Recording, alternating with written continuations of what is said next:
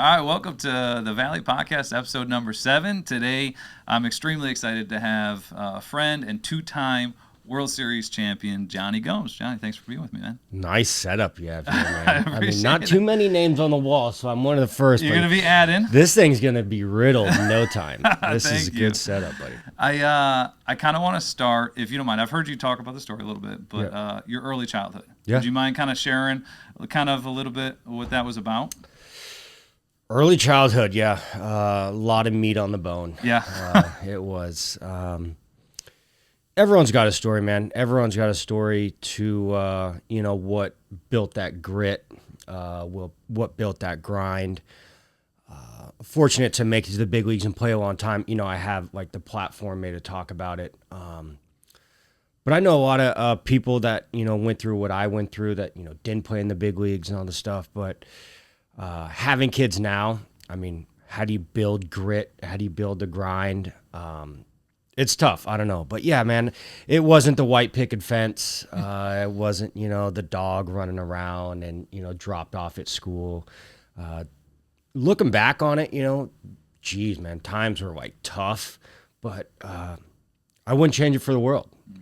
I wouldn't change it for the world. Bouncing around houses, at times not having a house to call home. But man, I mean, I have some of the best friends to this day, when I used to crash on their couch or crash in their house or, when their parents were going grocery shopping, they're going to go for one extra kid because Johnny's always at the house. But there's never any questions asked. But when you talk about it, it like sounds miserable. You're like, oh, geez, that must have been so tough. We used to go to like campsites on Mondays, like KOA campsites or whatever. And we'd riddle, the dumpsters looking for cans to put them in a bag to go recycle the cans for gas money. But that was just the hand we were dealt, man. I mean, my brother and I, we dove in and we were sprinting from garbage can to garbage can. And we just didn't know any different. And, it's not like, oh, I feel sorry for this kids or anything. But man, it was just the hand that we were dealt. We had a lot of grit. We had a lot of grind from that. But yeah, not the white picket fence type of childhood. Like that perspective, because it seems like you have obviously you have an amazing perspective on it, and I don't think everyone would have the perspective. Yeah. Did you get that perspective from your mom? Oh yeah, 100%. Is that how she handled those situations? I mean, because it's incredible. Yeah, and it was not poor us by any means. Ever. It was not like whatever. It was just like, this is the hand we're dealt. Like this is what we got to do. Like, you want new football equipment, you not want new baseball equipment. You want to go here. Like, we got to find some ways to like make some money. I mean, when I was in, I think like 4th grade, we had a paper route, my mom and I together, that started at 4:00 in the morning, and pop up, fold those papers up and start rifling them off, and then get dropped off at school and find a way home afterwards. But my mom was never like, oh, this is so tough, poor us, I wish we had something different. It was just like, this is the hand we're dealt, and we just got to, grind to shine. What ages was kind of that stage?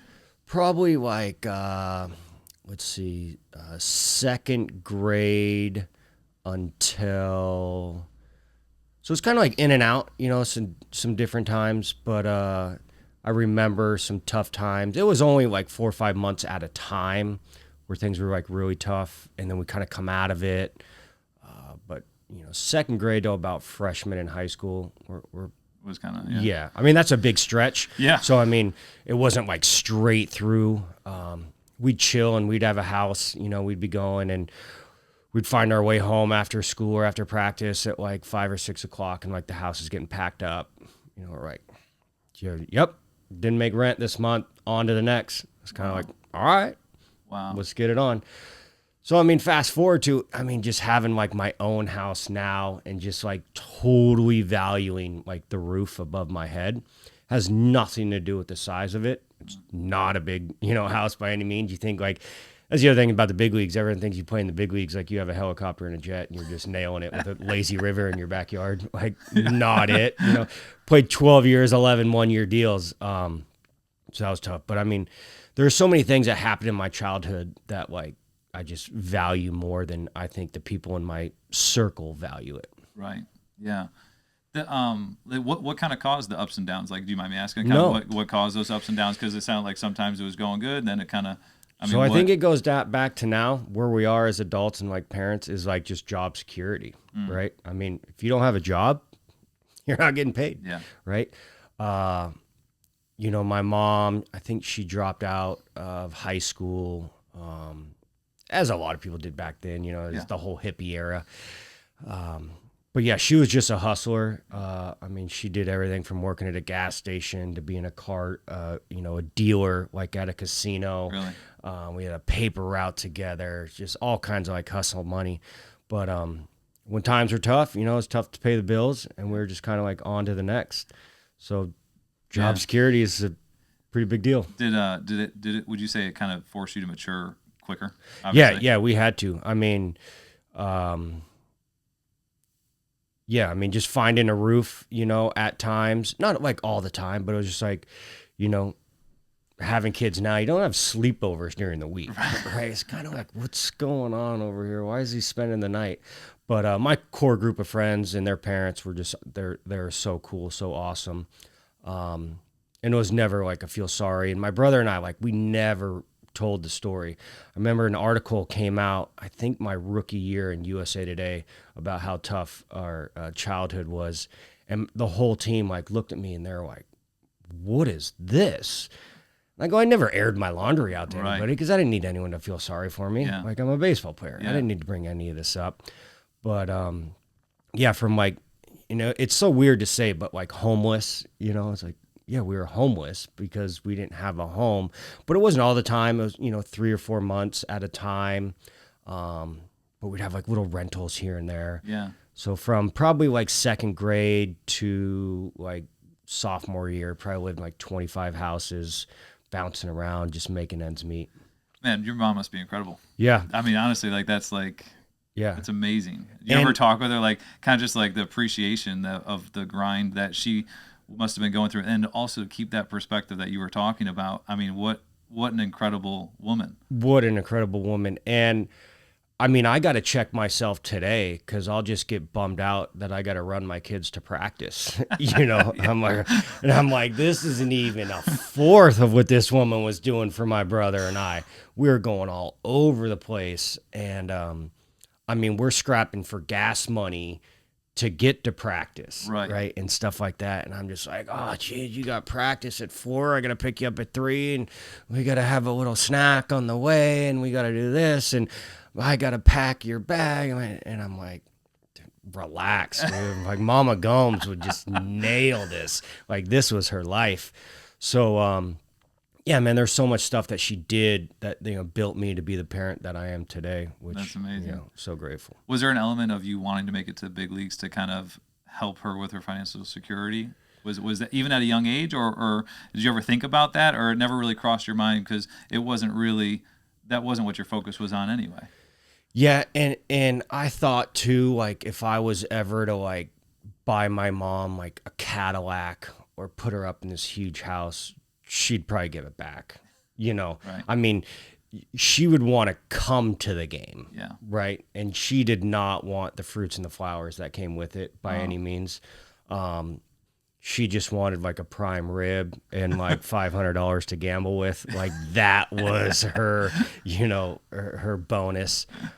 She followed me around. All she ever wanted was like my jersey, and on the back of the jersey it said Mama Gomes. That's really cool. And she loved traveling around and coming, but I eventually got her set up and dialed in. But yeah, she never wanted, anything back any means. Yeah. That's incredible. Yeah. Was there like a coach that kind of took you under your wing, under his wing when you were at that age, maybe going through, obviously you said some of your friends' parents made a good impact and was really kind of helping you out. Was there a coach specifically that was kind of that way too? There was a few. I mean, so from bouncing around, like, there was a lot of coaches. It was And I love hearing those stories of like the coach and the impact of the coach. Yeah. Mine were like the players, right? I had some great like friendships with my players that I was sharing the dugout with. And it was just like how it worked out. Like I didn't like have a big family. My buddy, like growing up, just do like Ricky is this Italian family. And I remember I went to a family reunion with them and there was like 200 or 300 people there. I'm like, you know all these people? You kind of have to know them. They're your family. And I was like, what? I had no idea. Like, I mean, I got like, no aunts, uncles. I got one uncle who's got 2 kids. They're in Minnesota. They're far away, but grandma, grandpa, like they've all, passed. So real, like, didn't really have that family aspect of things growing up. So the dugout and the teams, was my family. But, my high school coach, one of them passed away. The other's still alive back home. This guy, Paul Mayo, who was great, followed my whole career. My junior college coach was just like, just absolute like hit guru in junior college. And he's still there, Coach Nylinger. So it's just, Casa Grande High to Santa Rosa Junior College and into the big leagues. But the two coaches there, to this day, are close to my heart. That's cool. Yeah. Like, how important do you think it is for coaches to try to get, I guess, more outside of the game, kind of investing in players? Yeah. We talk about it all the time, but I think baseball coaches now have more knowledge than maybe ever before. With all the data and everything that we've learned over the years, it's way more advanced than it was 30 years ago, even 10 years ago now. But that element of investing in the individual as well. Yeah. Like how important do you think that is? I think it's great. Someone asked me, when I was in player development with the D-backs after a while, like, what's your favorite thing, or what's your most like challenging thing, and about coaching. And my favorite thing is, it's weird, but it's like finding what language that player speaks, right? And I'm not talking Spanish, English, right? Like what makes that guy tick. And if you like invest in that, that has nothing to do with the swing. That has nothing to do with mechanics. And I think that's the funnest thing about coaching is it takes a while, right? It takes like weeks, months for some of what makes this guy tick and what's going to get this guy to the next level, and then get to coaching. And I think it's tough this day and age with these kids bouncing around on so many teams, the transfer portal, all this stuff. It doesn't really give the coach that many opportunities to get to know the kid, right? Because it's like, we got to win tonight because some of these guys are probably out of here next year. We used to have in high school, Bob Wesley, he just used to rake the mound, and the whole team would be around the mound. And at times you're like, enough raking this mound. But the stories he would tell, the storytelling, I think, is kind of lost in our game. And, just having the ability to talk ball and not just grinding away with, PVC pipes and balls and bands and weighted bats, and not like telling the story of the game, figuring out what makes these kids tick, I think is kind of where the game is light right now, but it can come back. Yeah, right? Everyone, sure. This old school, new school, like it'll come back. History repeats itself. Absolutely. Well, we were just talking offline about George Brett, right? And that was one of the things you said. One of the best human beings, and the stories, and just the kind of passing that along. And I think that's what that's what I love about baseball too. Is I feel like, and maybe it is the same way in other sports. I didn't grow up in other sports, so but I do think baseball has that nostalgia kind of feel to it, that family vibe. That like if you're in the club, these are the things that are getting passed around, these stories and things. And once you get to pro ball and then the big leagues, or even in high school and college a little bit, is the game of baseball now it's like the Olympics. It's a global game, and it's a real global game. You got guys from Canada, South America, of course, Mexico, Puerto Rico, Dominican. These guys from all over, Japan, Korea, Venezuela. It's just this melting pot of the whole. And that's why the big leagues, I think, is so good right now of talent, because baseball is getting played everywhere. The most popular sport in the world, probably cricket, because what they got in India. But Baseball is just it's a global game. It's like the Olympics. It really is. Like every single day in the big leagues. Major League Baseball is not the best Americans by any means. It's this melting pot of people from all over. So there's so many stories and culture changes, and like the big league clubhouse it's rocking and rolling right now. I bet. Yeah. Now, so in high school, so you kind of you talk about you went to high school, you had some of these coaches that were Yep. a big impact to you.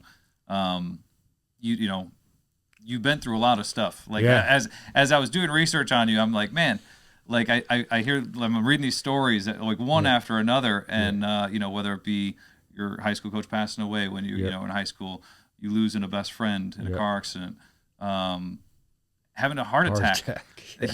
While you're playing pro ball after you were you MVP or All-Star? I mean, but it always seems like you come out on the other end of this, of every single instance, all these tragedies that probably would break a lot of people. Yeah. And it's amazing. Like, what gives you that ability? Is there something that has given you that ability to come on the other side of all these different instances?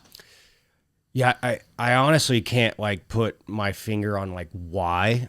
And at times, it's like you kind of get upset or a little bit angry of why all this has happened to me. Someone asked me what, characteristics do you bring, or what's your strongest? And I'm like, oh geez, sometimes it's tough for me to get all deep on this, but the coping aspect, right? And that's really unique, is what do you have to cope with, right? What's on your plate that you just have to deal with?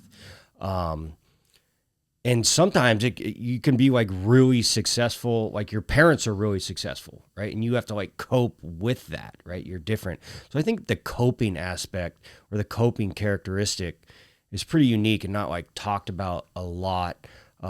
Coping with being short, right? You talk to Dustin Pedroia, this dude had to cope with it from Jump Street, and he gave zero craps about it, right? He didn't. I mean, that's just the hand he was dealt.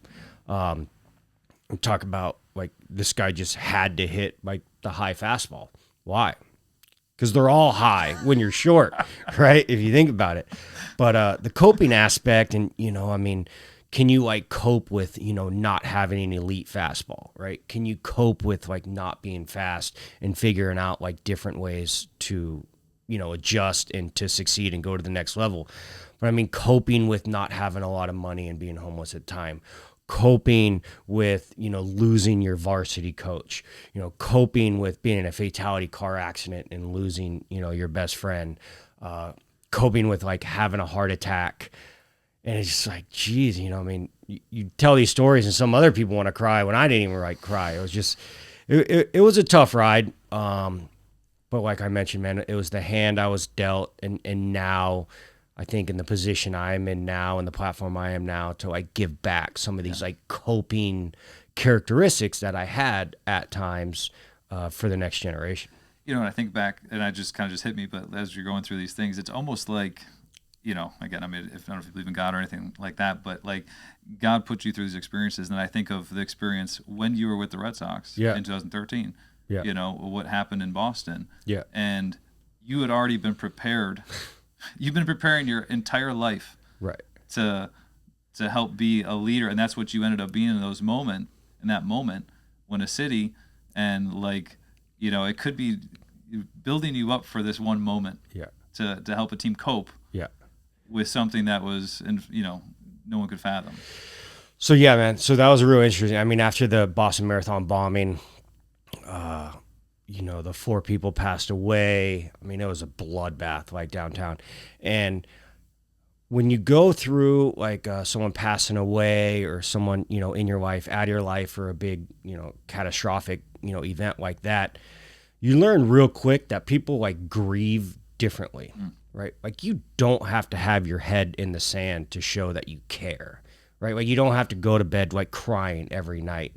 Because there's a couple people that had their shoulders back and their heads up still, even though that happened.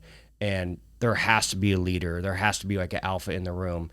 And I wasn't hey, I'm not going to have my head. I've dealt with this. I've dealt with, there's a lot of people that, are of age, 30, 34, that haven't had someone close in their life pass away, which is fine. Haven't had financial problems, which is fine. Haven't had health problems. And I was like, I got this, like jump on my back. We're going to rally around the city. We don't want the city to rally around us. So that's where that 617 jersey came, to rally around them. We got to honor these people every single night to where it's exhausting. And then during that, if people forget that the Bruins went to the Stanley Cup and they went to like Game 7, and everybody was like, wow, this is just an absolute Cinderella story of the Boston Marathon, and then they're going to win the Stanley Cup, and they lost. And then you find out real quick that sports does not care what you got going on. They do not care about what motivates you. It's whoever scores more points than the other team's going to win. So, there's the David Ortiz speech right when we got back, and everyone's like, was that like the rallying point? And I'll go back to like that rallying point was when the Bruins lost in the Stanley Cup. Really? And I mean, everybody was like, oh, we're almost there. We're almost there. The Band-Aid is almost on, and they lose. And it's like, that was not supposed to happen. And then I remember we came to the clubhouse the next day, kind of unsaid, but like, holy cow, we got a lot on our backs now. I mean, everyone was so close to like being healed, right? And the Band-Aid just got ripped right off. I think that was a big driving force for the Red Sox 2013, was watching the Bruins lose and then just having everyone jump on our back. Outside of the fact of we were good. We were really good. We didn't need that, but it sure helped. Yeah, for sure. Would you say life experience builds resilience or just reveals it? Yeah, I think it reveals it. Like the whole genetic side of things, I think like success and money and failure just make you more of the person you are, right? I don't think it changes you much. I think there's not many opportunities where resilience and success and money are able to get some of these characteristics out, right? I mean, there's a lot of really good like philanthropists and really good like, charity workers that don't have the opportunity to give back because they don't have the platform. But I think the more success you have and the more money you make and the bigger your platform just makes you more of the person you are. I think it's already in you. When people talk about like the success and the money like changed him, I don't think it ever changed him, right? It just made him expose more of the person he is. Right. And there's some people I know, it's like, geez, this guy, I really hope he doesn't get famous because the people are going to find out real quick that this dude's not it. Right. Well, a lot of times when you get the money too, you have what they say, you have access to excess. Yes. Right? Yeah. And depending on how you want to use that, right. You'll find out quickly. You're exactly right. You're exactly right. All right, I want to do a quick shout out to our sponsor of the Valley Podcast, Bill Gray's. Bill Gray's is the home of the world's greatest cheeseburger. So whether you're craving a juicy burger, milkshake, or their famous Great Plate, which we do tons of reviews of, Bill Gray's has got you covered. Swing by the local Bill Gray's and order online at billgrays.com. A big thanks to Bill Gray's for sponsoring the show. Great food, great moments every time. So then you go to college. Where do you go? So I go to Santa Rosa Junior College. Okay. Which is a great program. Like I talked about, my coaches there, Damon Nylinger, still at the head.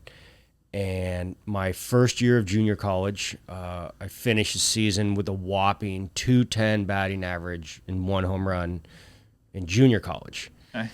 And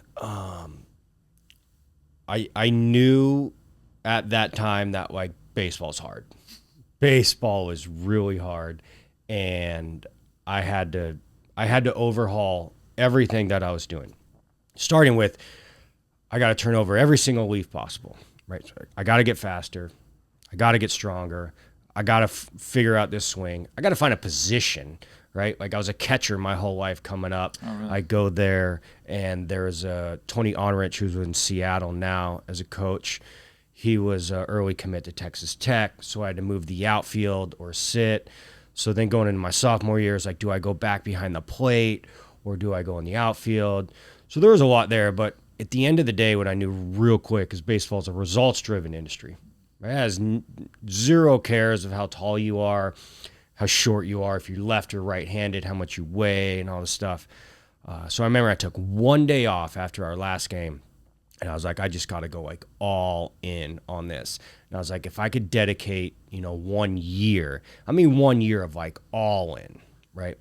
So I went all in, and I did pretty good. It's still junior college. People in junior college still have these like cartoon numbers I talk about, hitting 480, hitting 510, as many RBIs as game played. I didn't have the cartoon numbers, but it was a big input. So I think I went to like just under 330, 320 something, 11 home runs. So in 1 year, 10 more homers and, 120 more points on your batting average. And then no college scholarships anywhere after. And that was a wrap. And I was cool, man. And my sophomore year, my first year in my locker, I was like, at the end of this year, I am going to be totally content with hanging this jersey up and going to chapter 2 of my life. Whether it's putting on another uni or whether it's going somewhere else. And I hung that uniform up, and I was like, obviously we didn't have the money to pay for college, and I knew that, and I grinded for a college scholarship, and the phone didn't ring, right? And I was like, well, I kicked over every leaf possible, so let's go to chapter 2. Wasn't really cut out for like the cubicle job. I would never coach it, but like I wasn't that academic because all my time and effort was in the cage or on the field. I wasn't the dude, like never left practice early for homework. I wouldn't tell a kid that, right? You got to get the grades, you got to do this stuff. I wouldn't follow this path. But so I didn't have the grades, here and there, but I had the grades to play. So I enrolled into the Marines. That was chapter 2. And everyone's like, oh, why would you do that? Because I wanted to, right? I absolutely wanted to. And then if you're a Boy Scout and you make it to the top of Boy Scouts, you become what's called an Eagle Scout. And when you get to be an Eagle Scout, you get to skip like the first 6 weeks of just the crazy boot camp, right? So I was never an Eagle Scout, but I was crazy in shape. I knew that was on my plate for a long time. So I was running, like a sub 5 mile. I was in the 450s for a mile. I could do pull-ups galore. I could do push-ups galore. So my body was always there.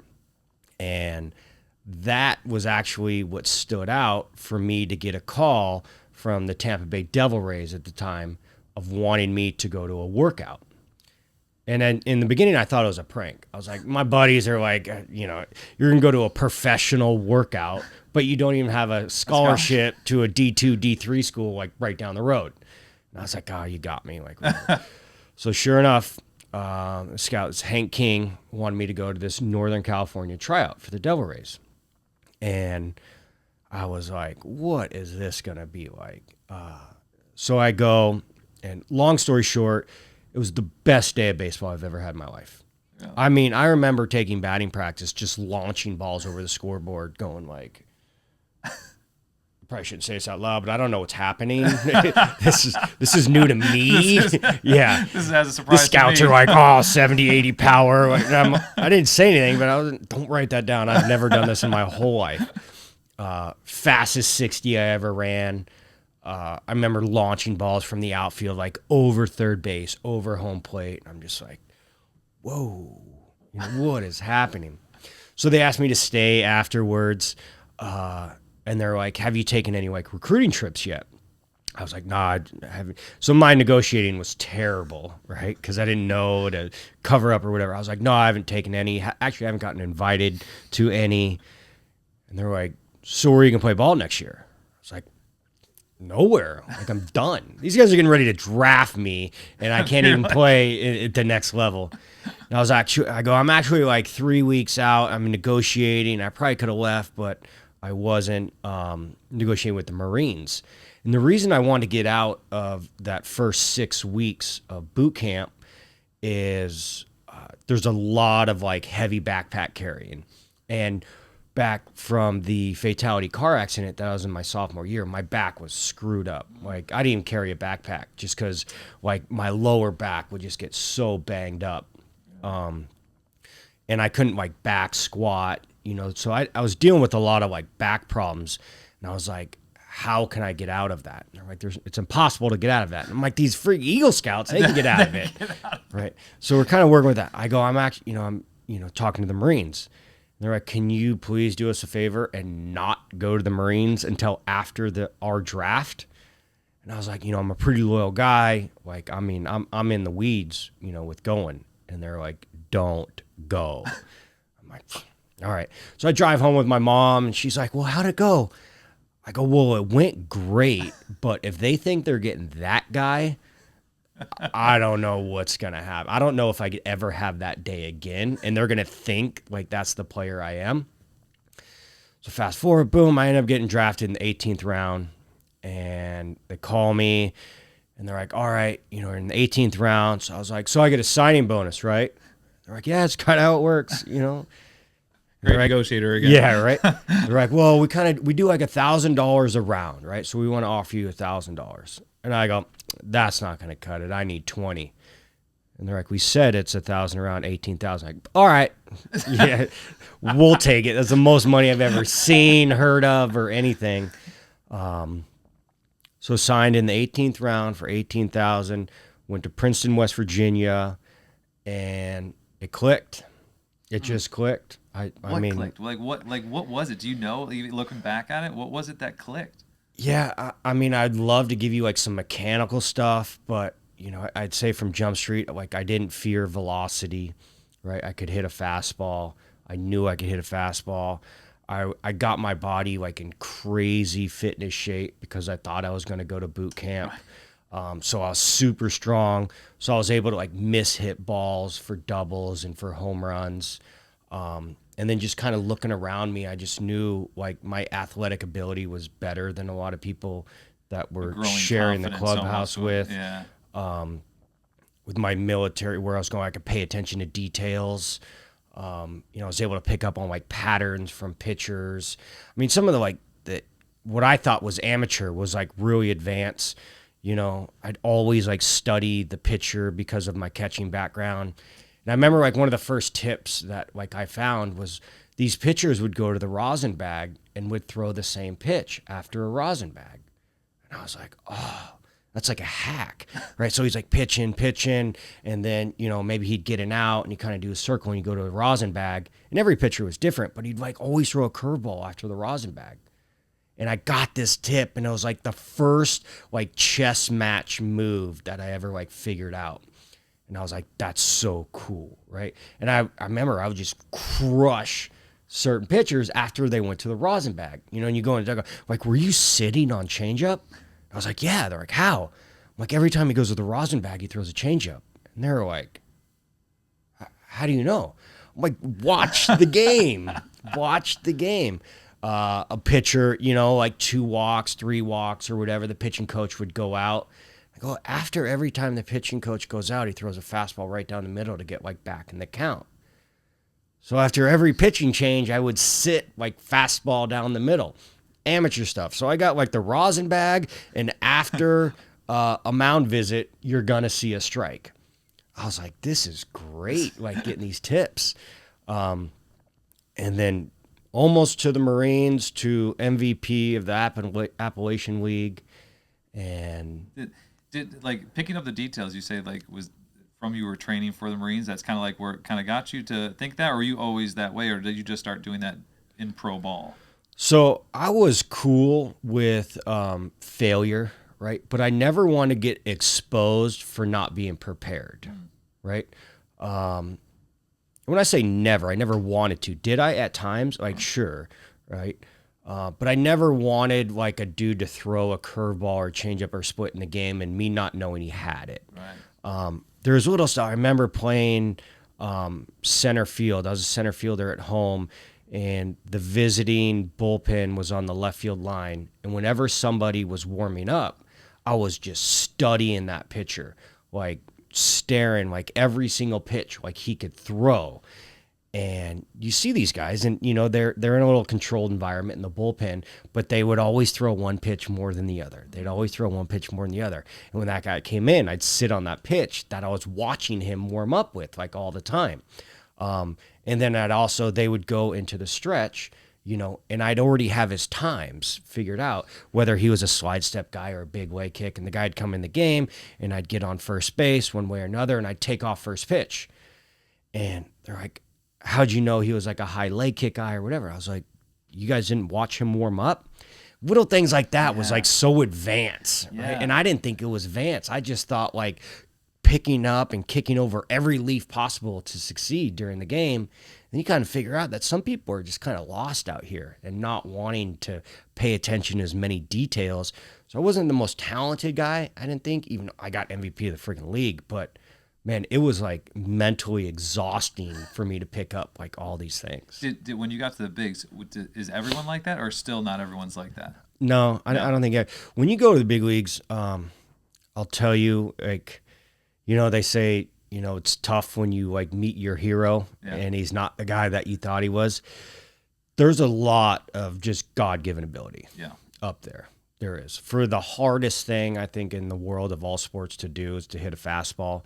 And then you see some of these guys that are all-stars and really good at their craft that don't work at it. They're just God-given ability. And there's guys like that, like, where math just came easy. Right. Reading came easy. Yeah, every aspect. Like that, the photographic memory, the guy that, read something about, history and all of a sudden he's a history buff, right? That can happen in sports, right? And you can't get mad at it by any means, but there's a lot of, not everybody. I mean, there's dudes that hit, run, throw, grind, video, biomechanics these days and this and that you have to take your game to the next level. But then there's a lot of guys that are just God-given ability that you could wake them up like December 15th out of bed and be like, hey, we got a game today. And they're like, oh, cool, whatever, 3 for 4. There's that guy out there. What is, would you say one of the guys, maybe I should ask you, who would you say one of the guys you play with was the most kind of like what you were talking about describing, is like really being detail-oriented, like just a grinder, I guess, in every sense of the way? Who would you say would be at the top of the list? So the 2 guys that I played with, and that was the thing with my, path, is I played for a lot of teams, right, so there's a lot of guys. A lot of guys. So guys that stick out to me probably were some of the most decorated, right? So what jumps off to me is a Josh Donaldson, a Joey Votto, and a Dustin Pedroia that really had to grind. And I don't think they had to, because I think they had the God-given ability, but they also had like this another level. And I'd be working out with them, going with them, and I'm like, they're so far up here, which is like ridiculous. But Josh Donaldson, Joey Votto, and Pedroia, and like Donaldson and Votto, like these guys are like minor league grinders. Both of them converted catchers. Oh, right? Really? Yeah, Joey Votto's a catcher in the minor leagues. He's going to be first ballot. Yeah. Donaldson, I don't know about the ballot, but he's got an MVP. He did some.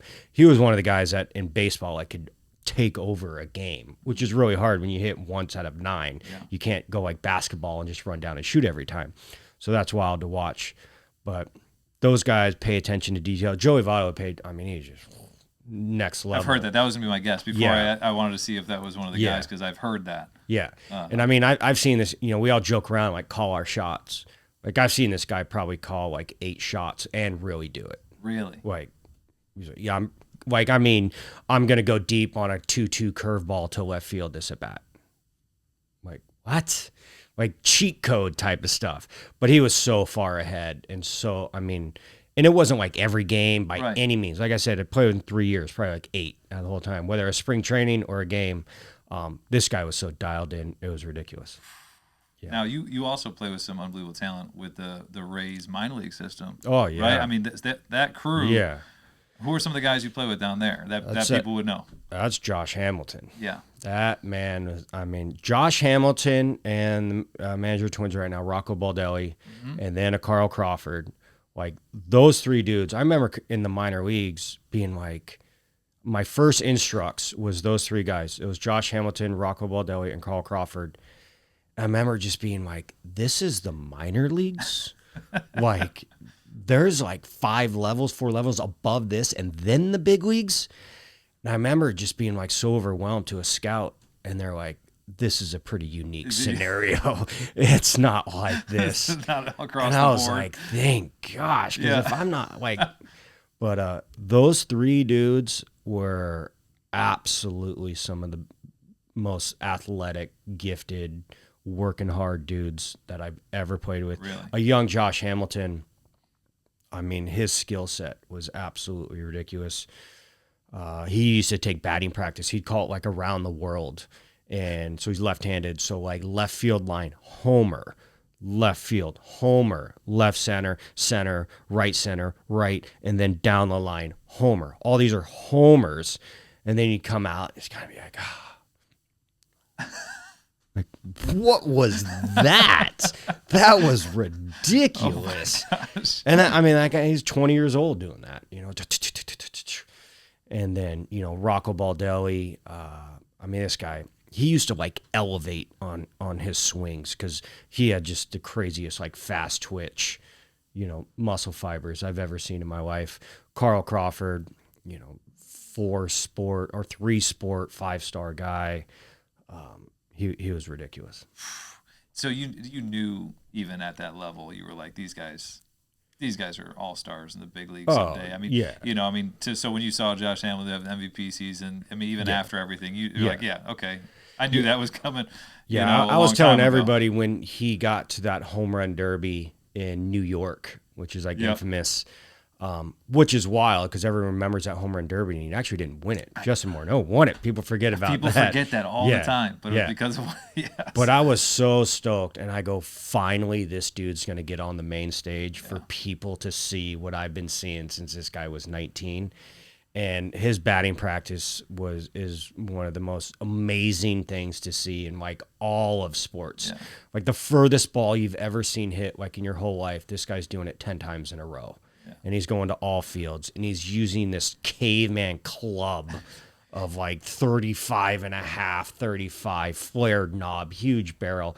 Looks like they just pulled it off like an oak tree and just go swing this. And then he can run a sub-4 to first if he wants. A rocket for an arm. Yeah. I mean, and his swing was so effortless too. Yeah. The ball just jumped. And he had this huge hitch, and it's so funny to see like what that swing would have been like today, because I'm sure the biomechanics would say no. Yeah. I'm sure everything would have said no on this whole deal.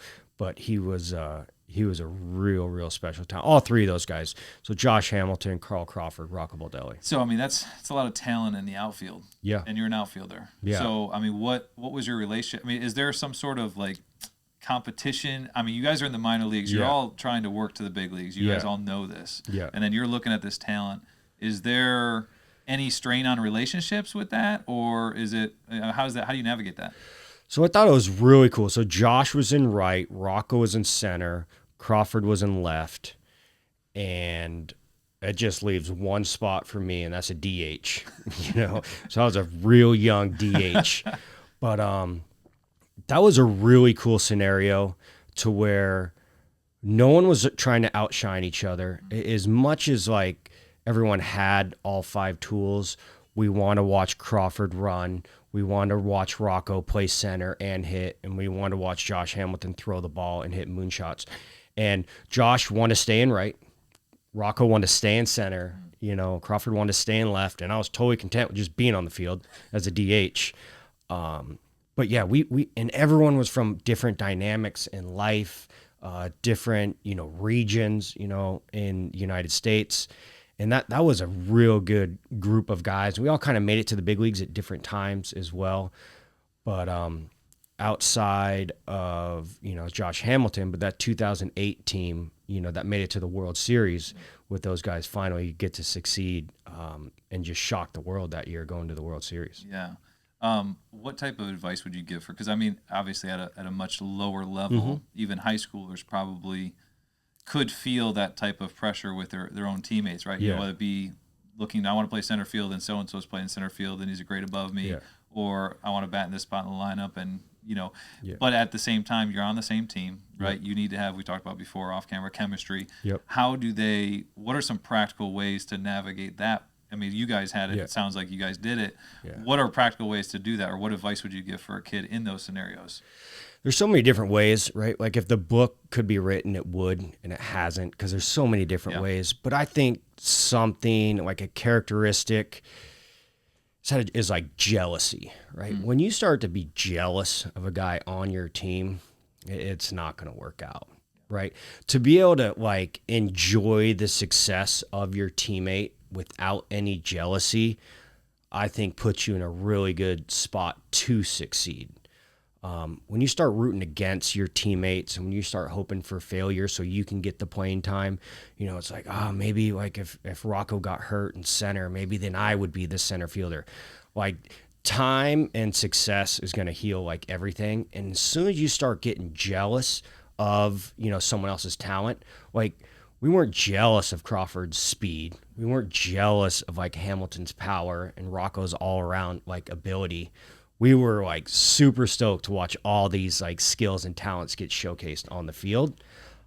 So looking back on it, not knowing at the times we were doing it, but like, man, you can't be jealous of the dude next to you by any means. And we also knew that like winning heals everything, right? And we knew if we stayed healthy and we were on the field together, we were going to beat anybody, and that's fun. Yeah. So a selflessness. Yeah. Right. Yeah. Absolutely. Probably more so. Absolutely.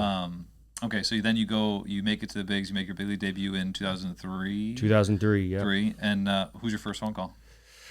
So we were the night before. We're in Pawtucket. I'm with the Durham Bulls. Okay. And we win the AAA championship. Oh wow. So it was great. I was only there so that was a cool story. So rewind to like AA. Before the game, there's a guy, Joey Gathright. Joey Gathright gets called in the office before the game. They're like, congratulations, everything's great. Our Durham team in AAA is like the best team ever. They clinched playoffs with like 8 days left, so we want to rest some of those guys, so they're going to call up some bodies. So Joey Gathright gets promoted to AAA. He's going to go. He comes out of the office, the big bro hug, everything's super excited. They call me into the office, and they're like, not getting promoted. We're going to send you when the season is over in a week and a half down back to St. Pete. We're going to overhaul your swing. We're going to cut down on your strikeouts, and you're going to go to instructs. I was like, not the meeting I thought was going to happen, but all right, here we go. Joey Gathright, our leadoff guy, gets on first inning, steals second, head first slide, separates his shoulder. Done for the year, right? And then everyone was so bummed. I was so bummed. This dude just got the call to go to AAA and all this stuff, and now whatever. So after the game, I get called into the office. I was like, I was just in here like, geez, what can I have? And they're like, verbatim, you don't deserve this, but we need a body because Joey got hurt, so you're going to go to AAA. And I was like, all right. I go, I'm going to pack up my locker, and you guys can give that thing away because I'm never coming back. And they're like, oh, geez. You can give my locker away because I'm never coming back. And then so I go to AAA right there, sit the bench for like 2 days, and then they were going to rest their guys. So I got to play left field in Durham. I was batting seventh, go off, 3 for 4, homer, 2 doubles. Right. Next day, boom, I'm hitting sixth. Next day, I'm hitting fifth. And then the playoffs start. So now the everyday guys go back in. And the left fielder that year, I think he hit 300 with 30 and 100. It's 3 or 4 hole hitter, goes out there and goes 4 strikeouts that game. I've been in AAA for like 5 days, right? And then the next day we go to the yard, shocks the whole team. He's sitting, I'm starting. And it was like, everyone was like, what? Like, he had 300 with 30, he had 1 bad game, and he's going on the bench. And in my head, I'm like, dude, I've been kicking and scratching just for the opportunity. Every chance. Just the opportunity. Boom, 4 for 4 right there again. And then in the playoffs, boom, was batting 7th and was batting 6th, and we win the first round. And I never came out of the lineup. I stayed in the lineup, and we won the AAA championship against Pawtucket. And I was just on cloud 9. Season's over. I'm at the Pawtucket airport, sitting in front of my gate, and it says San Francisco because I'm flying home. And I get a tap on my shoulder from our trainer, and they're like, just got a call. You might be going to the big leagues. And I remember thinking, like, that's not how this is supposed to happen, right? I'm supposed to share it. Yeah, I'm supposed to see my teammates. Right. We're supposed to have this big thing. Meanwhile, the night before the season is over, we're not playing baseball away, and I give all my baseball stuff away except for my glove. And we just played a whole minor league season. My cleats are banged up. My everything's banged up. I give the bat boys my bats, like all this stuff. And I'm like, I'm going to show up to the big leagues with a glove. That's all I got. Like, this isn't how it's supposed to work. And I go, and you said I might be going to the big leagues. So that's going to have to like speed up because I don't think I slept, right? Because we did the champagne, we did the cigars, we did the whole thing. So he comes back and he goes, yeah, you're going to the big leagues. And I was like, okay, where are they playing? They're like, New York. I was like, oh my gosh, I have no sleep. I smell like sticky champagne and cigar smoke, and I have a glove. Like, this isn't like a good look. Meanwhile, I'm in the airport at 5 o'clock in the morning, so it's 2 o'clock in the morning back home. I call my whole phone. No one picks up. No one picks up. I'm like, I'm going to Yankee Stadium, and no one even knows I'm getting called up. So I go there, and I remember I land. There's like the black like town car. I'm like, oh, this is the coolest thing in the world. I got my luggage, and someone just grabbed my luggage and went that way. I thought someone stole my luggage. Meanwhile, we're in the show, and now cool stuff happens, right? So I go to the hotel, and I check into this like sweet Showtime hotel. And this is 2003. 2001, I was 2 weeks away from going to the Marines, and now I'm at freaking Yankee Stadium. So I kind of sneak into the clubhouse because I got just my glove, and I grab my chair and I tuck it like all the way into my locker. I'm just like, well, I don't want to talk to anyone. I don't want anything. And I look to my left, and like all the media kind of gets up on the wall, like over here. And I was like, oh, what's that? So they leave, and I go and I look at, and it was the lineup. The lineup just got posted. So I look at the bottom, where the extras are. I'm like, boom, boom.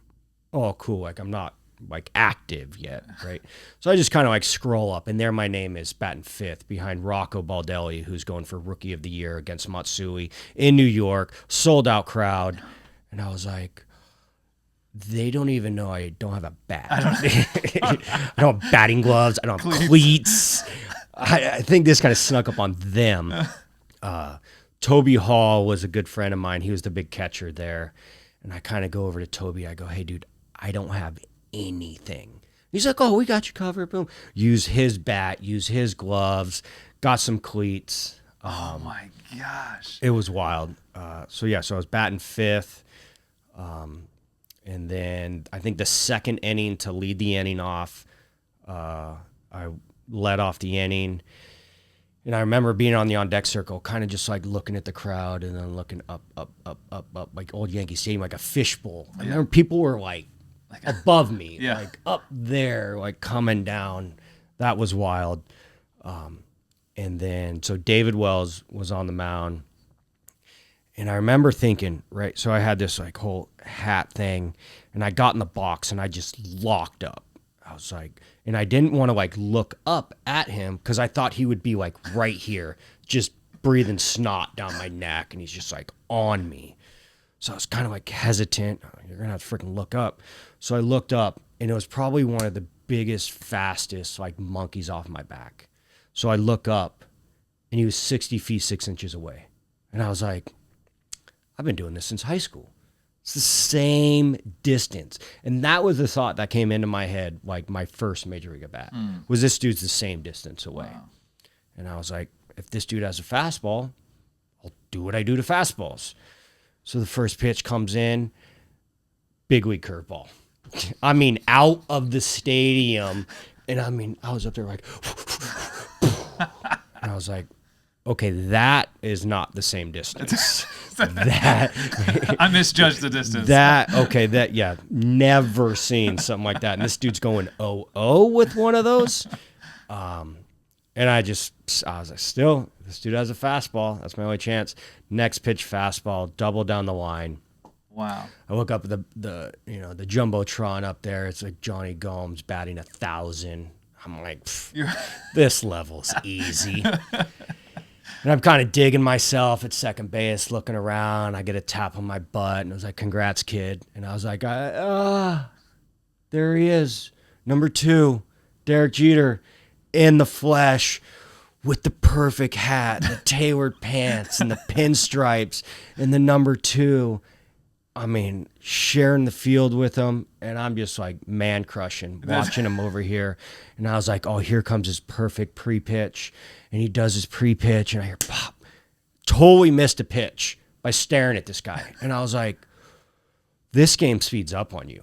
real quick, and it doesn't care if it's your first game, your last game, or Derek Jeter. Like this game doesn't push pause for nothing. Oh my gosh. So I figured out real quick. So life sped up on me real fast for my first game in Yankee Stadium. So how many games did you play up there that first year? So that was like September 12th. It was at the end of the year, obviously. Yeah. So like.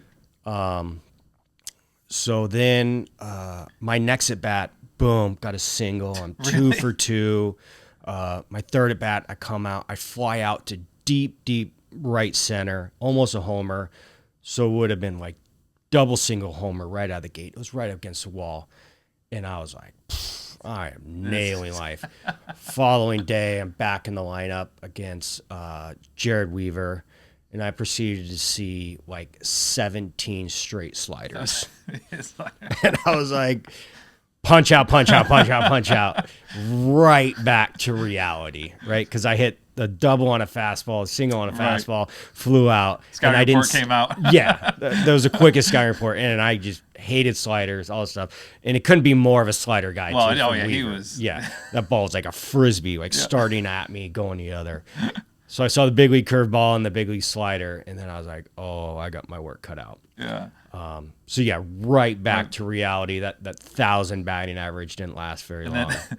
So then what? The next like 6 years, you kind of went up and down, a little up and down, right? So that was 03, 04 was a little bit up and down, and then at the end of 04, I went down to Mexico and played winter ball because I knew I had to sharpen up like hitting off speed again, like my slider. Had an opportunity to go to the Dominican. I know Dominican, they throw hard, fast. I was like, I don't need help any there. I got that down. So let me go down to Mexico and the crafty, all that stuff.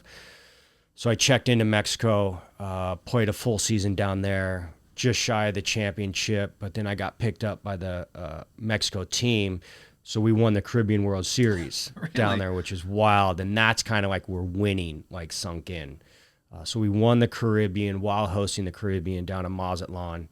And that's when I knew like winning was what time it was. Watching the fans, watching the country, watching everyone rally around winning. I knew from there. So I had the AAA championship and the Caribbean championship. Back to back. Essentially back to back. Well, then after 2003, so it was the AAA championship in 2003. And then I went to the Arizona Fall League and we won the championship in the Fall League. So I got the AAA championship. I got the Fall League championship.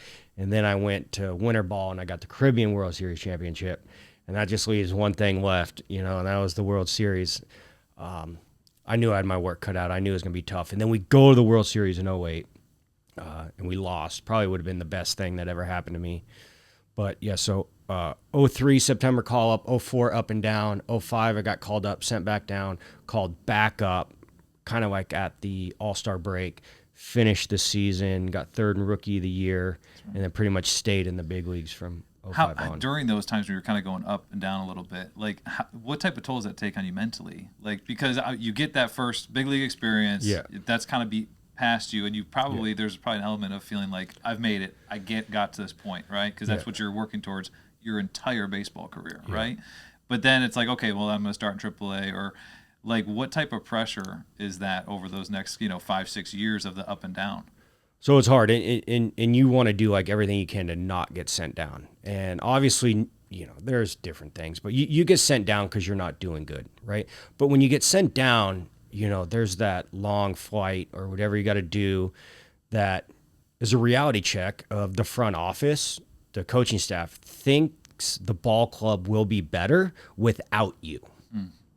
That's a tough pill to swallow, right? Like you are handicapping us if you got to look at it like that way. Like we actually can't even have you on the team.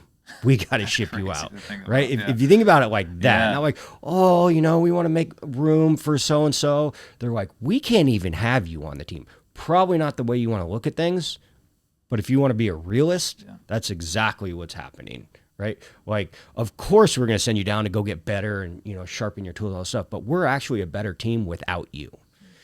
And you're like, huh. And then you also figure out it's a lot harder to stay in the big leagues than it is to get to the big leagues. You figure that out real quick. I mean, day 2 and I see 16 straight sliders, right, after a couple fastballs. But I knew that's where I needed to be, right? Yeah. And I checked off all the winning goals, and I just had like one more to check off. And then we go to '08 in the World Series and lose, and then history from there. Yeah. How would you say, like, for athletes to deal with pressure? Obviously, there's different types of pressure. Not every athlete is obviously experiencing that type of pressure of, like, hey, I want to be a regular, everyday guy in the big leagues. Yeah. But, like, what is the best way for them to handle just pressure situations? Maybe it's in a game, or maybe it's trying to make a team, trying to make a college team, being a starter, whatever it may be, whatever's in front of them, I guess.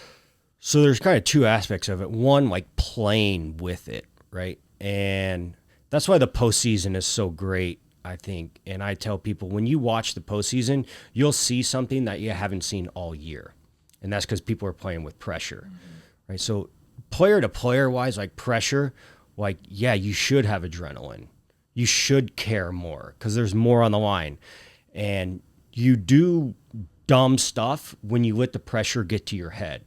So I say, like, soak in all this pressure, soak in this adrenaline, squeeze harder, swing harder, run faster, but you just can't let that adrenaline go above your neck, right? It can't clog up your brain. It can't do this stuff. And you see in the postseason, these dudes just throw the ball to different base. Or they just do something like a curveball spiked like 32 feet, and he hasn't done it like all year. Base running blender. So when that pressure like gets up into your head, you'll do some dumb stuff. But then on the other side of things, like, that's so cool to have pressure. That's probably like the best privilege you can have in sports, is to have pressure. So pressure is an honor. Right? Pressure is an absolute honor to have. So if you bottle that up and enjoy these like huge moments, especially in baseball, you're going to have 100 times more meaningless at bats than you are big at bats, in meaningless innings on defense and on the mound than big innings.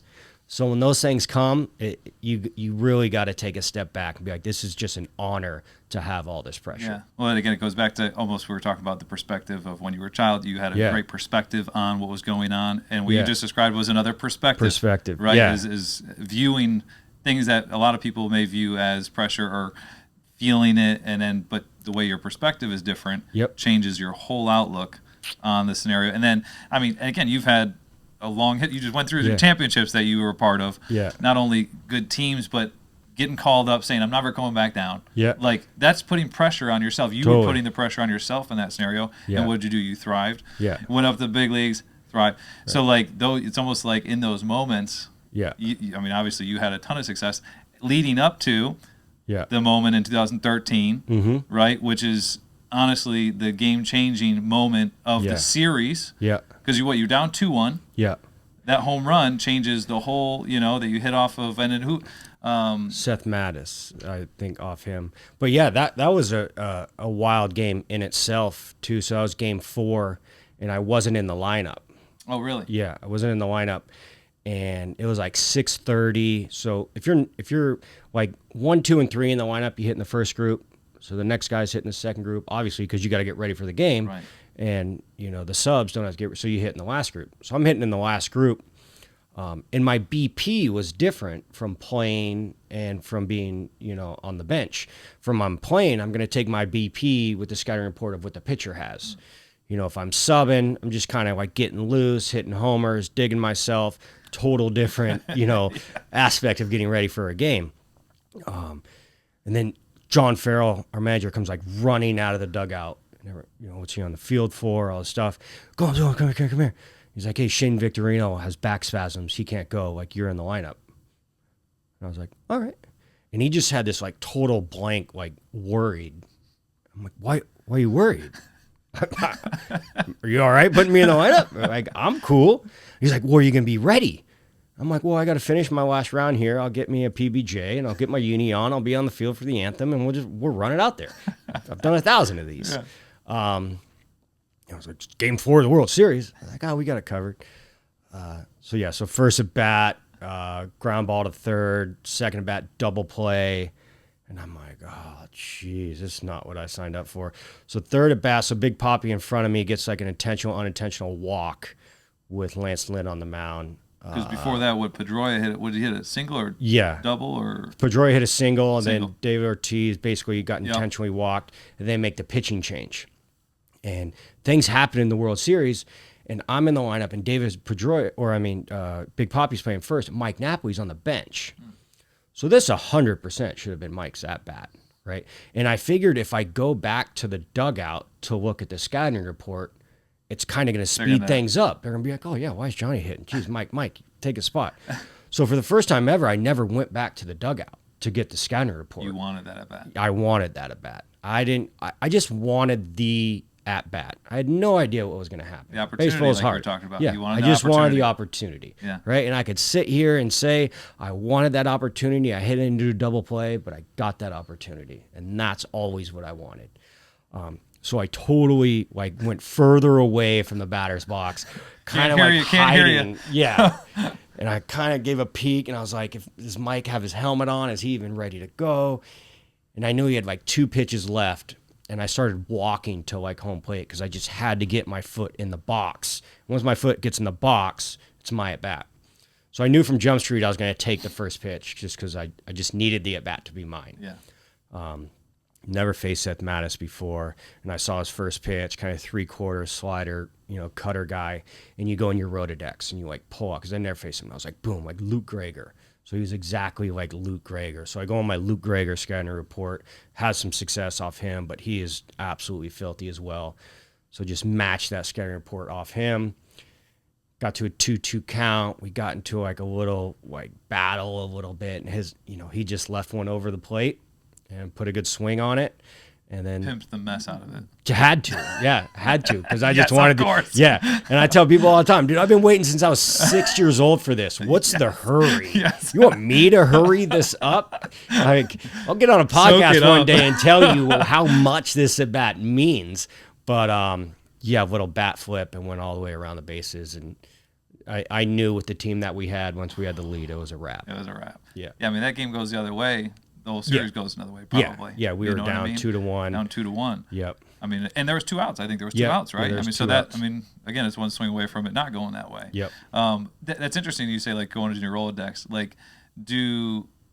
Is that something that players? I mean, I don't know if coaches talk about that with players enough. And just having an approach and then getting an approach from past pitchers. Yeah. How important is that? And when did you learn that?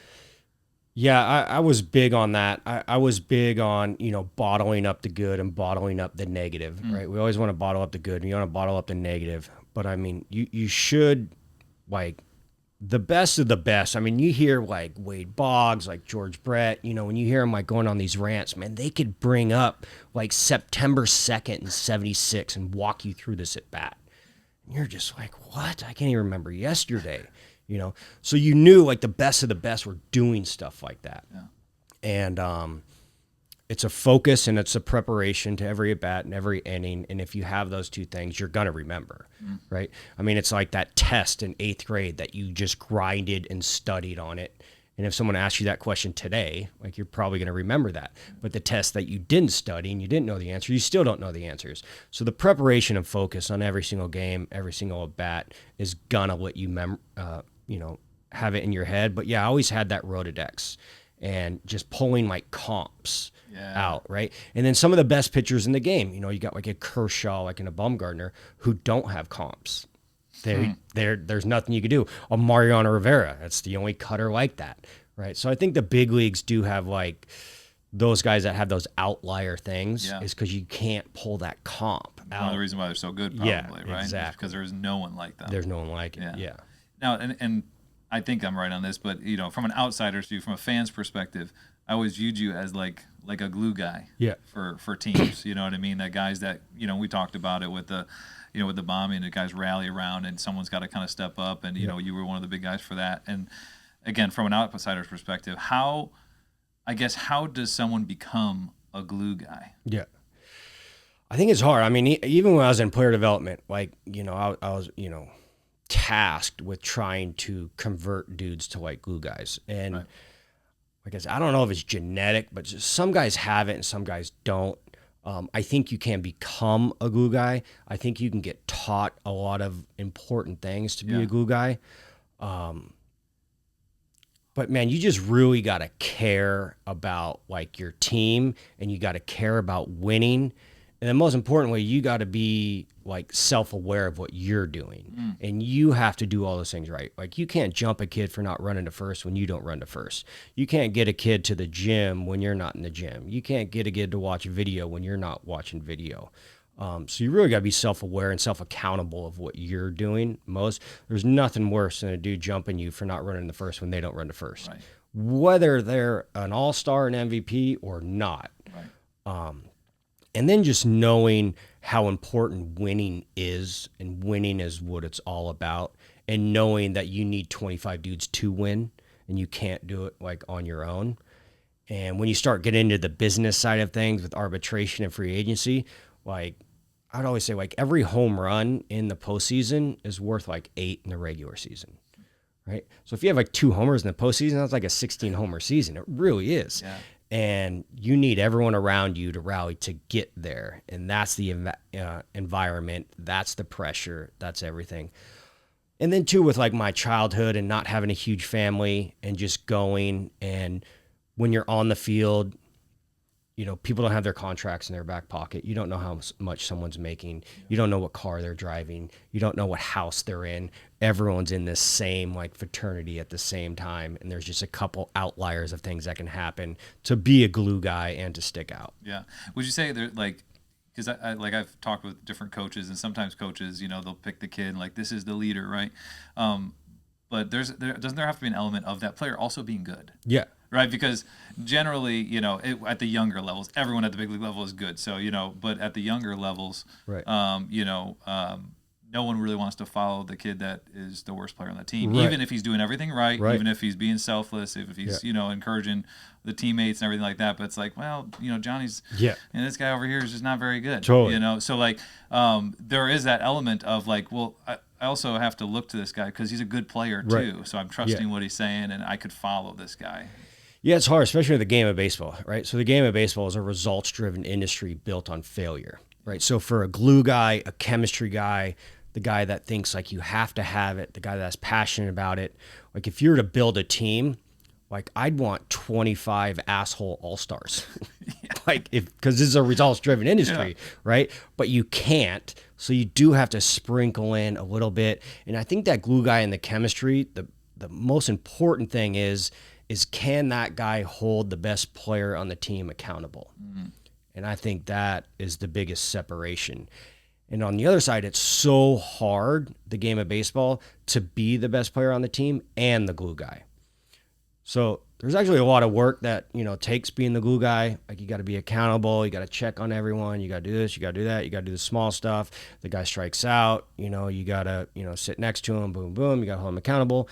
That's so hard to do that and to be the best player on the team. So majority of the time, the glue guy, the chemistry guy is not the best player on the team. Yeah. But can that guy hold the best player on the team accountable? Right. And that's the biggest separation. And does the glue guy also like have to have a relationship with a coach? Yeah. Right? Because like coach is hopefully driving the direction of the team, and that guy that's also in the clubhouse, that's not the coach, that's also pushing guys in the direction where the team needs to go. You are like the coach's caddy. Yeah. Like you really are. Yeah. And then that is actually really hard because you can't be like the teacher's pet. Right. Right? Right. You can't be viewed that way. They see you in the manager's office, right? They see you in there. And the second you rat a dude out, bro, you are gone. Yeah. Right? And I mean, you take more arrows and bullets for guys on your team than they would ever know. Like, there's, you know, the manager call you in the office and be like, what the hell's going on with this guy? Like, you call him in, right? But I mean, to have that respect and to have that trust, to know that information is going to get relayed back, and knowing that information is going to come from me and not the manager. You know, there'd be times where we're like, bro, you're going to get called into the office, or you got to get this cleaned up, or you got to do all that. And they're like, oh, what'd they say? They didn't say anything. I'm just telling you on my own before it gets to you. Meanwhile, they did say something, you know, to get to me to do that. So, I mean, there's got to be some safety nets and some safety blankies to get to some of these guys, because they could be the best alpha dudes, but, you know, there's some insecurities that these guys have that you got to figure out real quick. And again, like finding out what language these kids speak and what makes them tick. Is really cool. And like finding out the rosin bag and the coaching thing, like these chess matches, and when you can find what a dude, you know, and what makes him tick is really cool. Well, you know, the other thing that when I was doing research, and I didn't realize this, and the more you talk, there's more instances of these things happening than I even knew about. But you had these moments where you would get unbelievably hot at the plate. Yeah. I mean, you had 2-3 home run games. Yeah. Right? I think the first person in Rays history ever to do that. Yeah. And then you had like an 11 home run month. Yeah. In the big leagues, which is absolutely insane as well. Like, now this is $1 million question. So, if is there, looking back, is there anything that during those times when you get hot or when you get called to the big leagues, all these different moments that you were doing differently than other times of the year, or you were just in the zone and that's just the way sports work? So this game is so fun when you're hot. This is the coolest freaking game you ever could have. I mean, I don't know what it's like to hit like 8 threes in a row in the NBA, but when you're hot, it's an easier game, right? Like my second game in the big league, right, with all those sliders, right? If I didn't swing at those, I would have baited them back into the fastball, right? So that's like big league stuff. And when you are hot, the opposing coach knows, the catcher knows, and the pitcher knows, which then will have more pressure on them, which means more mistakes.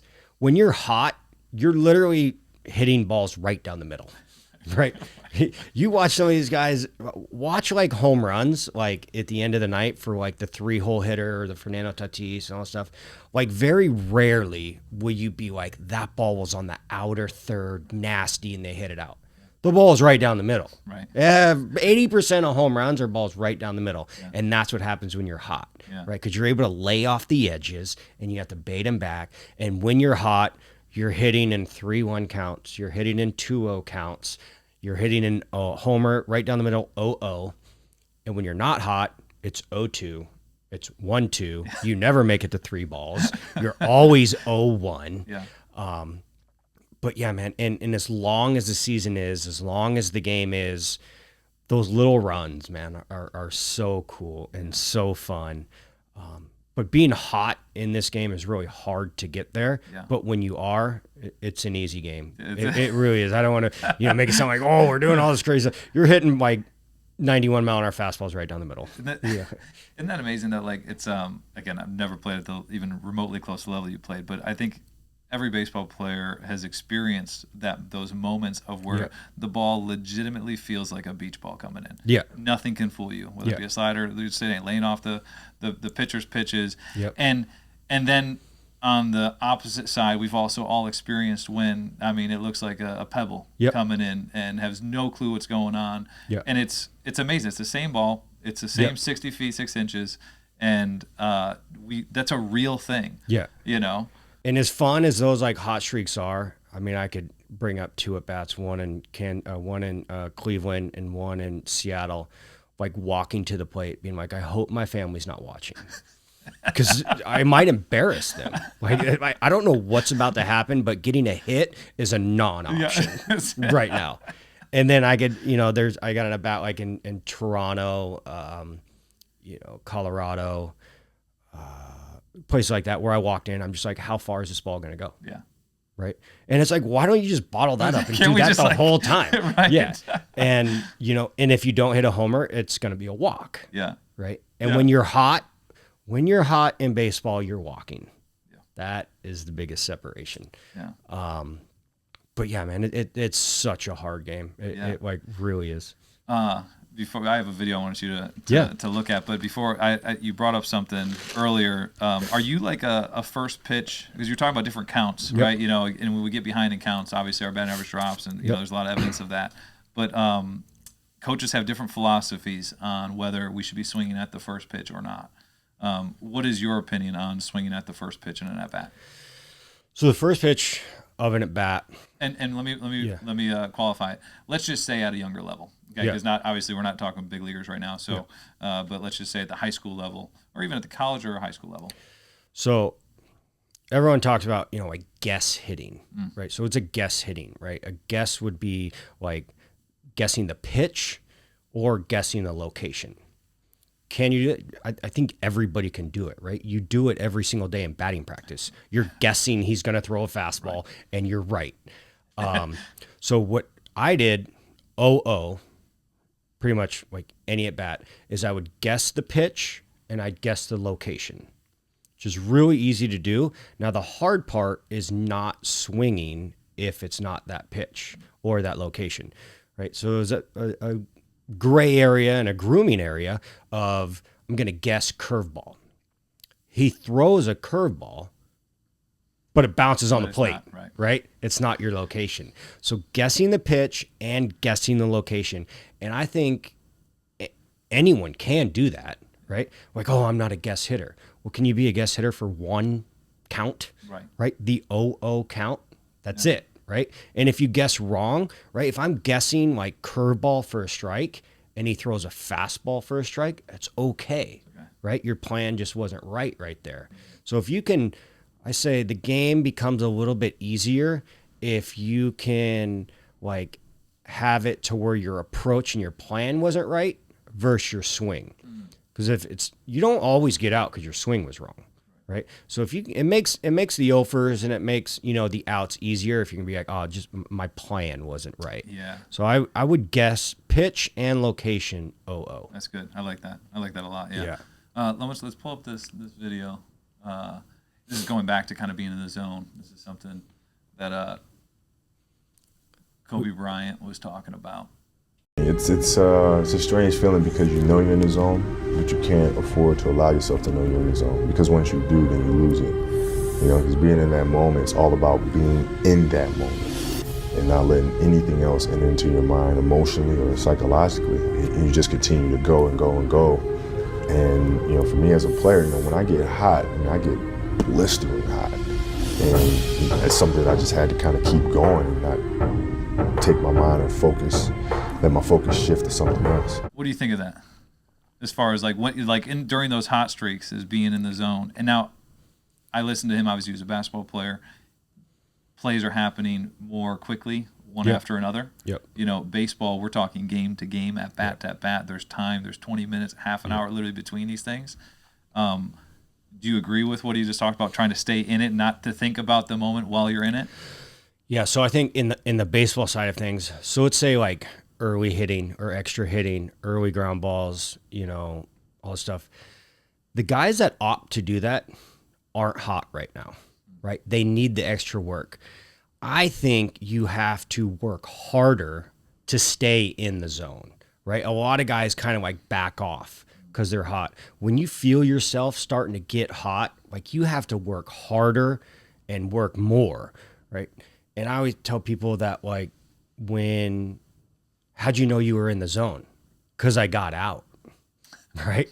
Because I got out of the zone. I went from not getting out to not being able to like hit, and it happens like that. And it's right when you pull your guard down, right? It's that extra hitting, it's that extra rep, it's that, you know, you have a workout day and you're like, oh, I'm not working out today because I'm like freaking 7 for my last 10. I'm freaking nailing it. Maybe show up a little bit late. You know, you're doing a lot of media because you're kind of like hot right now, and you skip out on some of these reps, and then the baseball gods just go zap you like right away. So it's really hard, and it's a big character check to work harder when you're hot. That's good. That's good advice. Yeah. Yeah. When you were playing, you know, analytics were really coming in. And like, did you use a lot of the analytics while you were a player to stay maybe in those zones, or to realize what you were doing when you were doing well? Did you use that much? Yeah. I mean, I was a real big like video guy on the pitching, and a real big, I guess it was like analytics back then, of like what he threw and when and the percentages. Okay. So more so getting your scouting report on the pitchers. You watched a lot of video. Did you watch a lot of video of your own swing as well? Not much. Really? Not much. I mean, I did. I would want more than like my swing. I wanted to know what they were throwing me and why. Like, I want to know. I kind of compared it to like playing cards, right? Like poker or even like blackjack. Wouldn't it be a lot easier if you knew what they had, or if you knew what they were going to do? Yeah. Like, I figured my swing and the muscle memory, things are just going to happen. I'm not going to have like this crazy B or C swing. Everyone's like, oh, the A swing. How often does an A swing happen at 500 at bats, right? Or just chase the A swing. Great idea. I'm sure the pitcher is going to chase his A fastball too, or that pitcher is going to look, or the catcher is going to look right here and be like, he sucks at that. That's all we're throwing. But get your A swing off. Come on. But I wanted to know like sequences. I want to know percentages. I want to know what he threw in a 3-ball count. I wanted to know what he threw in an 0-0 count. I wanted to know what he threw with runners in scoring position. I wanted to know who was in front of me, who was behind me, who was hot, who was cold situations. So that was a real big like preparation going into a game. And then of course that whole preparation is going to flip into the bullpen, into the closer, what the score of the game is. There's a lot of stuff. And that's probably what I missed today is the preparation for a game. Yeah. And again, that God-given ability, dude, doesn't have to do that, but I was the grinder guy. I wanted to flip over every single rock to have success in the big leagues and know what was coming before it came. Yeah. When you're coaching like with the organizations, whether it be D-backs or some of these other organizations, is that kind of one of the messages you're giving to these guys is kind of letting them know? Because I think, and maybe you correct me if I'm wrong, but the swing mechanics video, like you saying, I didn't really watch much of my own, swing. I feel like a lot of guys, that's what they focus on a lot. Is that true? Yeah, I think more so. so than looking at the approach and kind of having an approach and knowing, going to that Rolodex like you were talking about, and even having a Rolodex to go into. Yeah. Right? Totally, yeah. You got to bottle everything up. I mean, this day and age, there's like duffel bags of like different equipment for like hitting, right? But if you're to like, I say like, if you get out, and if you're just to check 2 things off, one, did you swing at a ball or take a strike? Maybe that's why you got out. It has nothing to do with mechanics. Absolutely nothing to do. Or 2, were you late? I think that's 90% of the time, like why you get out, right? It's late or you took a strike or swung at a ball. Both those things have nothing to do with mechanics. Yeah. Absolutely. So if you can be on time and swing at strikes, I think you'll be all right. Yeah. I think you'll be all right. Like watch a Major League Baseball game. There's 9 hitters on each side, and there's 18 different batting stances, right? You can like blur it, and if you watch the game, you can be like, okay, so-and-so's up, so-and-so's up. Like there's not a right way to start and finish. There's some things you got to do in the zone that'll give you more success than the others. But like if you swing at strikes, take balls, and you're on time, you'll be in great shape. That's funny. That's very similar. So when I used to give a lot of hitting lessons to younger kids, they would come in, I'd ask them like, what's going on with your games? And they'd be like, I'm striking out a lot. And I used to give them this test. I say there are a few reasons why people strike out. I said the first thing is your eyes, right? So if you obviously if you close your eyes, you could have the best swing in the world, you could be on time, everything, but you're not gonna hit the ball very well. So that's one. So you got to check your eyes, say yes or no, right? Second thing was poor timing. So are you early? Are you late? Yeah. Right. We strike out a lot if we're early. We strike out a lot if we're late. Yeah. But poor pitch selection was the next one. Yep. But and that could be me swinging at bad pitches or me not swinging at good pitches that are down the middle, right? Yeah. And then the last one was swing plane. If I'm swinging straight down on the ball or if I'm swinging straight up on the ball, I'm gonna get a lot of strikeouts as well. Yeah. So obviously it's a very simplified version for young kids, but that's a similar principle. That's it. Yeah, and there's a lot of mechanics and a lot of tools, and we're getting into the SCAP and getting into all this stuff. But if you put yourself in a good position to hit, what's that? Well, it's different. Get a good, strong position, and you swing at strikes hard, right? Not like this will sometimes like, I just want to kind of get the ball over the second baseman's head, kind of flare it in there. Well, what if that doesn't quite work out? It's a fly ball to second, right? We still got to do damage, right? You still got to get up there. You have a weapon in your hand, like a samurai sword. Yeah. Well, samurais aren't going like, yeah. Like you're trying to cut the rope. You got to squeeze hard, swing hard. That's what I tell the kids. Yeah. But with that being said, man, like get on time, right? Yeah. Try and get the ball in front of your front knee, and then now you have like more room for air. Right, so if you start here down the left field line for a righty, and then you got center, then you got right field. If your contact's like right here to center, and then you got right field, you have no left field action. So getting the ball out front, having more room for air, and just swing at strikes. Yeah, I love that. These days, you got a couple new things going on, right? Yeah. Okay, so you have an agency. Yeah. Right. Can you talk about that a little bit? Yeah. So Indie Pro, the sports agency, and so sports agent, right? So it was Jeremy Maguire, right? The old movie, you're a sports agent. So we talk about like how I got there, and like for one is being like a glue guy, right? Being the chemistry guy and just absorbing the success of my teammates, wanting them to succeed, wanting the best for them, and doing everything I could to hold them accountable for them to succeed. Now, being on a team that wins, all this stuff. And I've checked every single box off, and finding out post-playing what gets me like the most joy. It was funny, post-2013 season, I talk about it now, but it like kind of took the fight out of me from playing, because all I wanted to do was win a World Series, and I hit my goal, and it was kind of like, right after 26.2 miles in the marathon, you're done running. Right. You're done. And I admire the people that want to do it a whole bunch, but like I hit that finish line and I was like done. But I still had a lot of want for people to get better around me and protect my guys and help them win. So I got into player development, which was really cool. Got me down to the minor leagues, watch these kids develop, what they need, what they don't need, work, and still do a little bit with Yacker Tech in the data world, and brought me down to the college level and the amateur level. And now, from playing a long time and being in the game for 20 years, like, what can I do? And I just have so much passion for helping.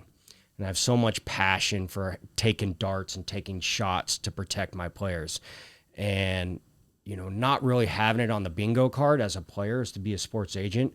Like, that's what I'm cut out to be now. Yeah. With like Chris Lamonis and Joe Poletto over there, we're running it.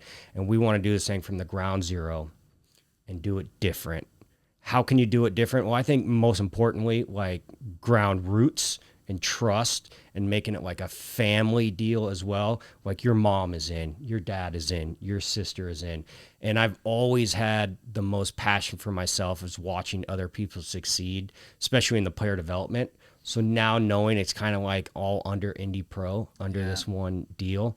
And I can be the guy's like baseball caddy. Every single step that he's going to take, when he's hot and when he's cold and when he's transferring, when he's getting sent down, when he's getting called up, like I've done. Yeah. Right. So when that fork is in the road, I can get him in the right direction, or I can let him know what's going to happen if he takes the other direction. It's your step and it's your career. You do whatever you want, but I did it already, and this is what happened. Or I wish I would have went this way.